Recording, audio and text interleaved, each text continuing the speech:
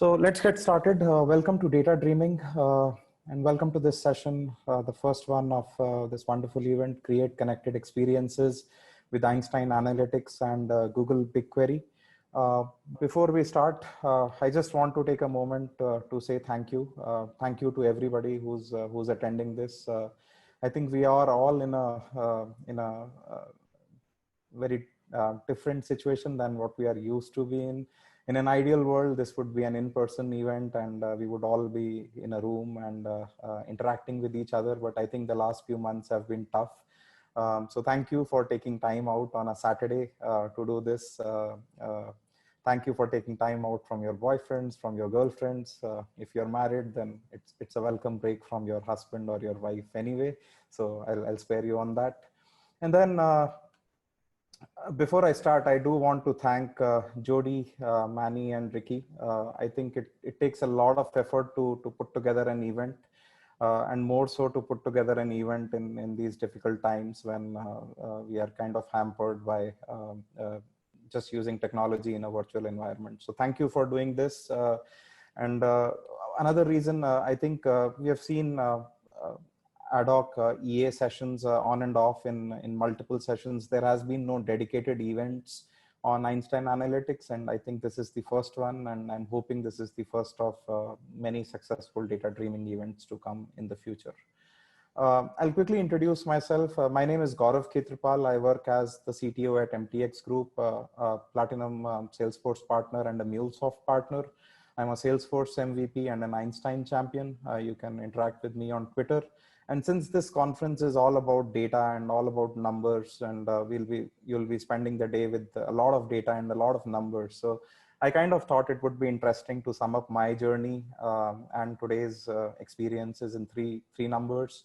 13 years back was the first time I actually opened a Salesforce org in 2007. It wasn't exactly love at first sight, because before that I was building protocol stacks and doing a lot of systems programming.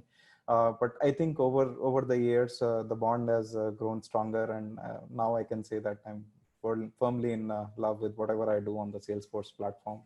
33, this is an important milestone for me. Since I've been around for a very long time, so I've actually managed to do 33 certifications out of the possible 34. And the mountain, which is the Salesforce Certified Technical Architect, is up next. So fingers crossed on that. And then 19th, today is 19th September. I think the Data Dreaming team will always remember this as a fond memory. And I'm hoping that we all can actually look back at this date and remember that this special event. The reason I put this here is 19th September is actually my wife's birthday. And Manny was kind enough to actually put my session first up so that I can actually go back for a couple of hours and take her out for a dinner and then come back and join the rest of the session. So thank you, Manny, for doing that. And thank you for saving me some blushes. Okay, a little bit of what we'll talk about today. I'll give you an introduction of BigQuery. I know a lot of people here would already have experience on Einstein Analytics, but I'll kind of cover a bird's eye view of both the solutions. And then we will actually talk about what these. So this presentation is essentially we are answering three questions: the what, why, and how. So what is BQ? What is Einstein Analytics? Why should we connect BigQuery and Einstein Analytics? What are some of the typical use cases? And then most importantly, how do we connect BigQuery and Einstein Analytics? And then if the demo gods are kind, we'll actually see it all working in action. And then I'll open up the floor for some questions and answers, and I'll share some resources which will hopefully be helpful for you. A reminder, if you have any questions, you can post them out in the Slack channel, or I believe you should also be able to post them in the chat here. And then I'll make sure that I spare about 5 to 10 minutes towards the end, so I can take the questions towards the end. All right, so let's get started. So Einstein Analytics, I think most of you would be familiar with it as a technology. The key use case here is that you get data from external sources. That could be as simple as a CSV file or Salesforce, from where you would typically pick routine object data like accounts, opportunities, users. You would use things like CSV uploader, or from Salesforce, you would basically pull in data from these objects. So first phase is typically data extraction. The second phase is data preparation, where you use technologies like, where you use modules like Dataflow to join data from multiple sources. And then you use recipes, and you prepare a target data set on top of which you run analytics to generate valuable insights. So from a high level perspective, you have multiple source data sets. You use data flows and recipes, and then you generate a target data set. That's typically what Einstein Analytics is used for. BigQuery, it's a part of the Google Cloud Platform, and it's a fairly comprehensive stack in terms of Google GCP has a lot of components beyond BigQuery as well. But for simplicity, I'll just focus on BigQuery and specifically how you can use it with Einstein Analytics.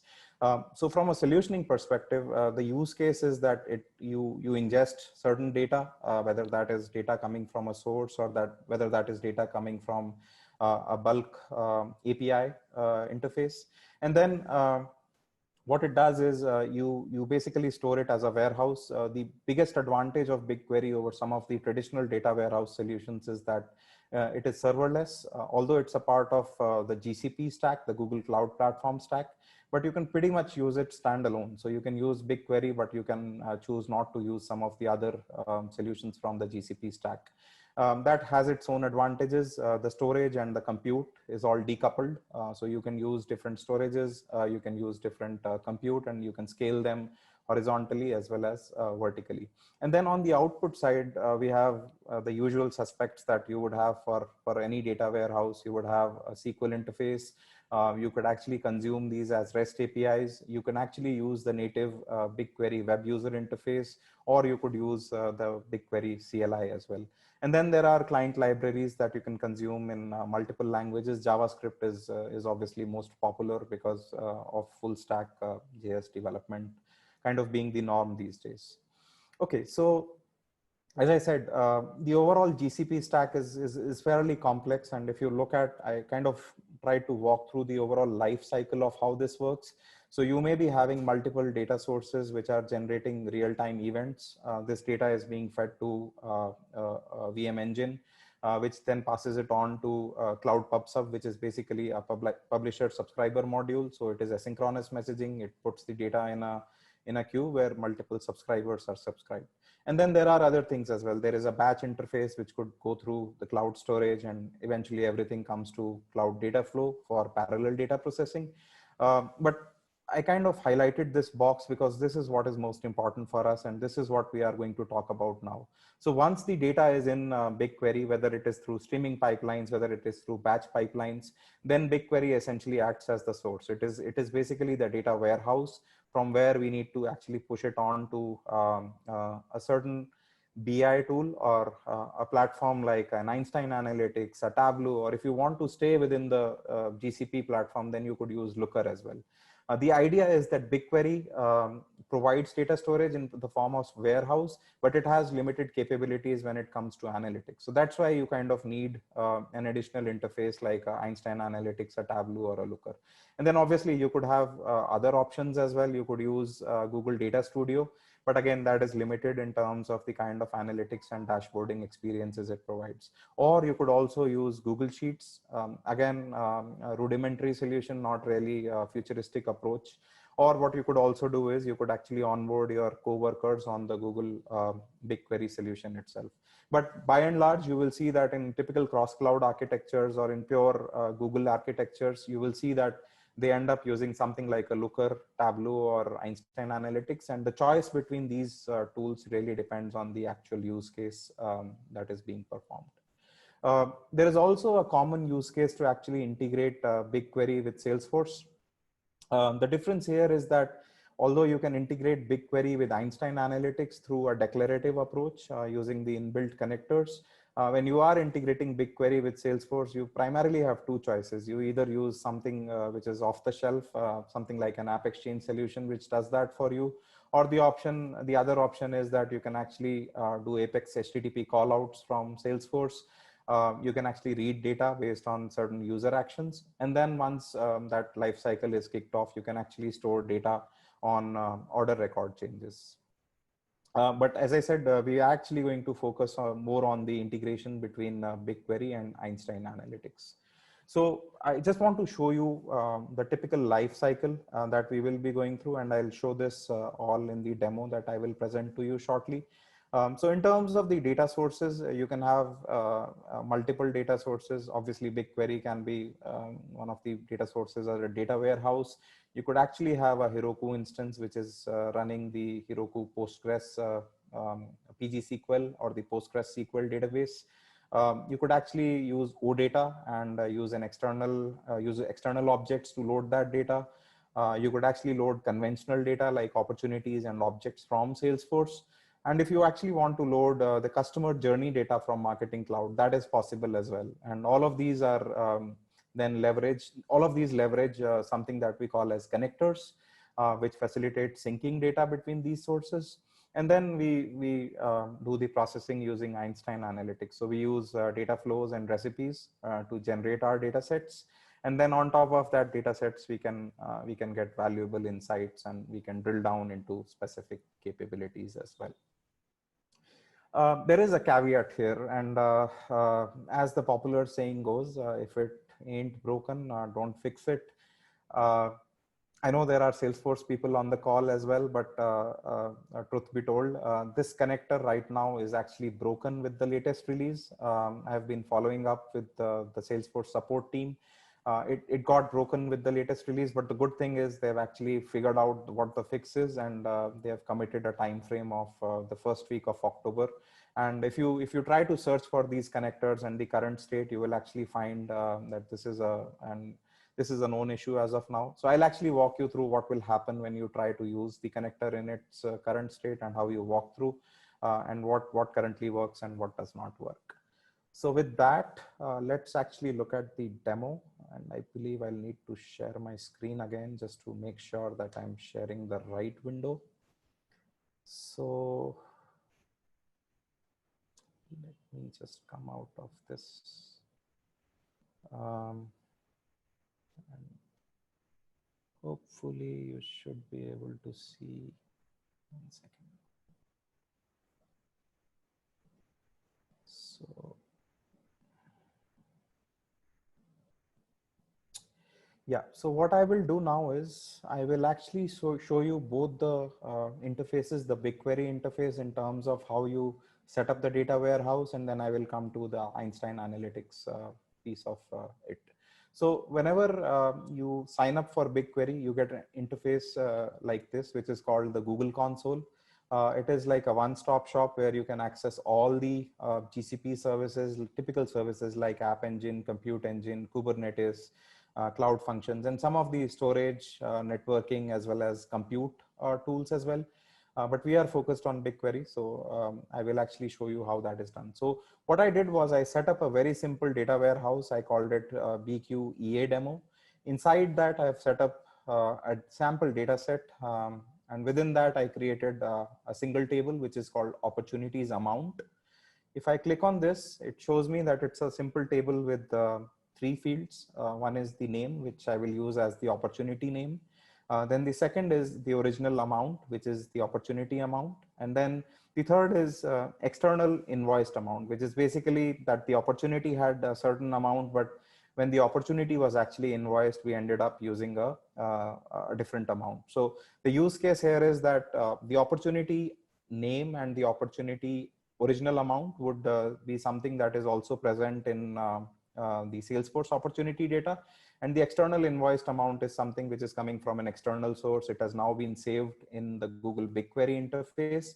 And this is the data that we are actually going to push into Einstein Analytics, and we will actually mash it up with the opportunity data, and we'll see how that particular thing works. So what I really want to do now is, let me also show you the data in my BigQuery object. So it shows me that I have an error here. So let me just remove this. And let me just query this particular table again.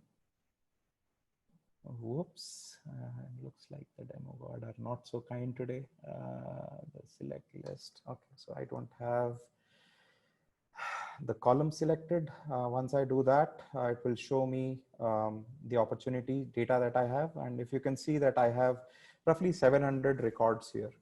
So this is what we have in terms of the data source.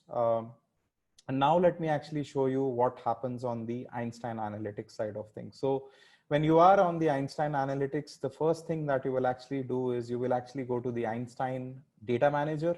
And within the Einstein Data Manager, you will actually go to this option called Connect.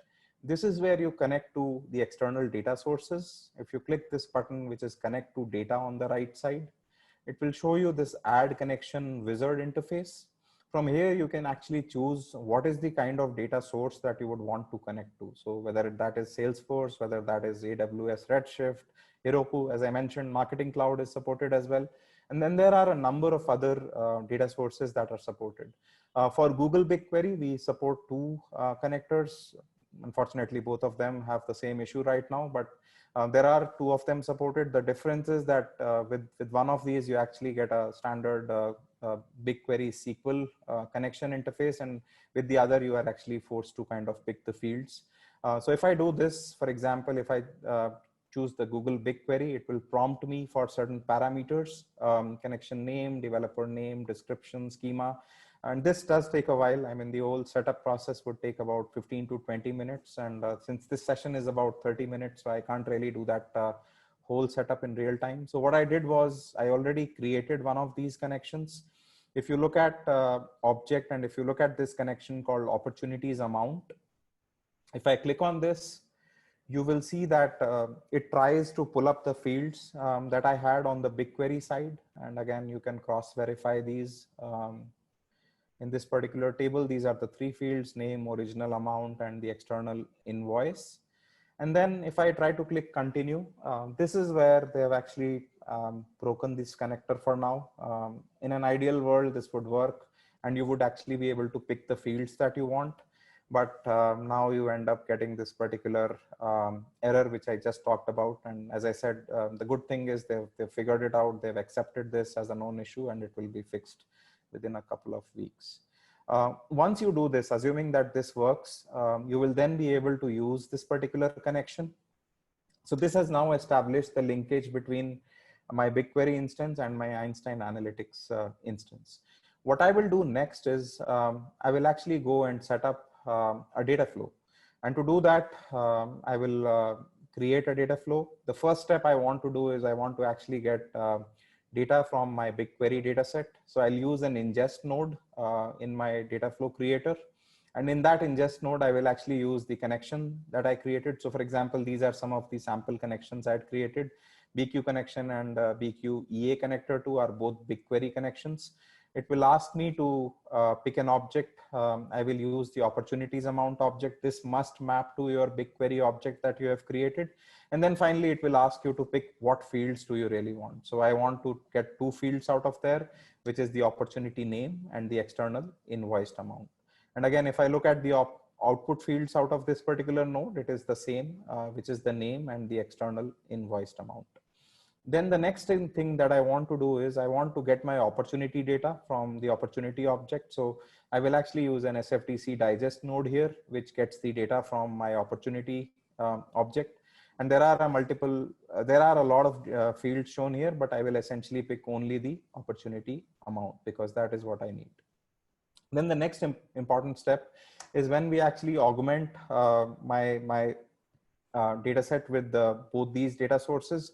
So I specify, so it's typically a join operation. So in the left, I specify that I want to ingest my SFTC opportunity data set. I want to use the opportunity name as the key. And then I want to match if that particular opportunity name is present in my BigQuery data set. And again, I want to match it based on the name. And then the fields which I want to pick from the right table is the name of the opportunity and the external invoice amount. So what it does is it is actually going to do a join on both of these, and then it is going to pick the opportunities which it is able to find in both the BigQuery as well as my Salesforce opportunities. And then I basically register those opportunities and I store them as my updated opportunities. Once I run this data flow, again, it takes a while. So if I run this data flow, it will actually go to the data monitor. It will put it into the queue. And this does take a little bit of time, but once this completes, it will actually generate my data set. And then I can do the usual analytics that I would do. So I just created a sample dashboard to demonstrate that. So here I'm generating some graphs in terms of what is my external invoiced amount, what is the sum total of all the external invoiced amounts of opportunities which were present in both my BigQuery data warehouse as well as my Salesforce instance. So, and then I can do the usual drill down in the sense that I can actually go to specific opportunities. I can look at the opportunity source performance in terms of what was the amount, what was the sum total of the amounts for specific opportunity sources. I can actually click the show details, and then it would show me all the data that I want to see in terms of the various opportunity stages. What are the sum totals for the closed won opportunities? This would be a metric I am possibly interested in probably the most. And then again, I can do multiple things based on the opportunity stages as well. I can look at it over a period of time. So if I go back and I choose specific opportunities, I can then actually do a plot in terms of time. And if you look carefully, I'm actually plotting two parameters here. One is the actual sum of expected amounts, which is basically the opportunity amount data, which is coming from Salesforce, and the sum of the externally invoiced amount, which is actually coming from BigQuery. So that is the demo in a nutshell. Let me just quickly go back to presenter view, and I will start sharing my screen again. So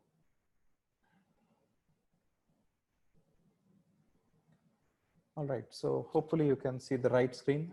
So this connector does have its limitations, again, in line with the overall philosophy that all Salesforce products have certain governor limits in terms of asking you to be good citizens. This connector is no exception.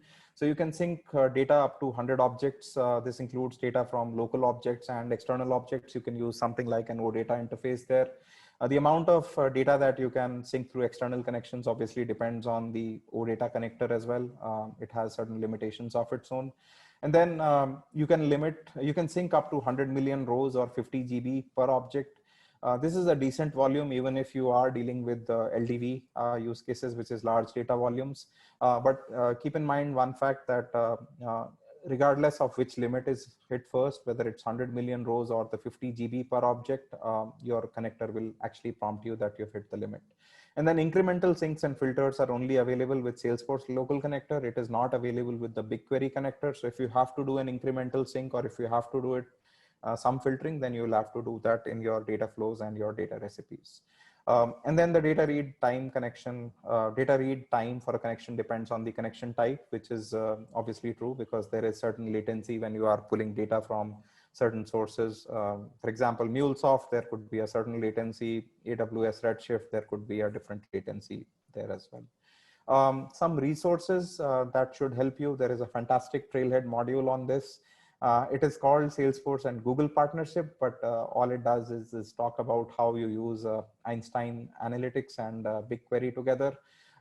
Then there is, Google has done a good job in terms of putting together some really good documentation on BigQuery. So you can, if you go to, if you search for BigQuery developer documentation, and I'll share this deck as well, so you have these links handy. And then Google BigQuery connector documentation. This is on help.salesforce.com. There is a whole setup guide which kind of gives you a detail. As I said, the whole process takes a little bit longer. So if you want to try out the steps yourself, that is an excellent resource to use. And with that, I think that is it in terms of the content I wanted to cover. I'm hoping we have sufficient time for Q&A. So it looks like we have a couple of questions here in the chat for you, Gaurav. So let's just, somebody was asking here, if you're aware of any upcoming roadmap items for a direct live connection between GCP and EA so that they don't need a data flow sync anymore, like what they have with Snowflake.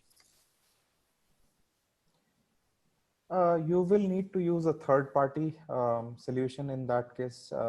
That real-time sync, I believe, and again, as I said, if you are considering a data lake, then I presume it's an LDV use case. Your volumes are very, very high.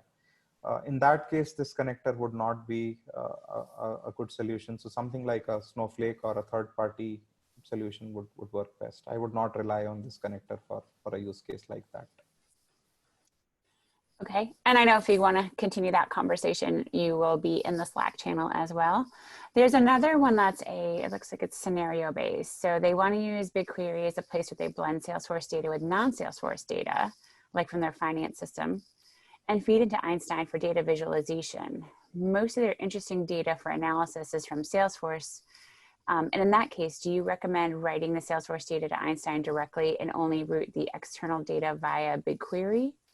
Or would you recommend writing all the Salesforce data to BigQuery first and then use it as a warehouse then feed it into EA? Yeah, that's a great question. I think this comes down to data volumes. You would typically want to avoid the overhead of storing the Salesforce data in BigQuery because, I mean, you do not want to duplicate that data across two data sources.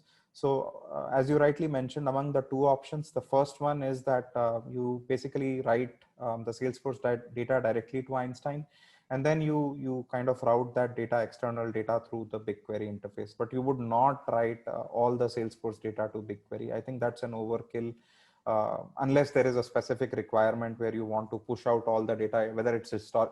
So one situation I can think of is it's historical data and you actually want to push it out of the platform. But otherwise, if it's live data and you want to still maintain it in Salesforce, then I would not use BigQuery. Otherwise, it would duplicate the information across Salesforce and BigQuery, and then you would need to maintain a sync, which is an overhead. But again, as I said, if the use case here is historical data and reporting and auditing, that could be a viable option as well. That is great. Oh, and you got a big thank you. So I think if that's it for the questions. I know you'll be hanging out with us and you'll be able to answer more questions in the Slack channel. Thank you. Thank you so much. Thank you, Jody, and thank you, everybody, and enjoy the rest of your conference. Thank you.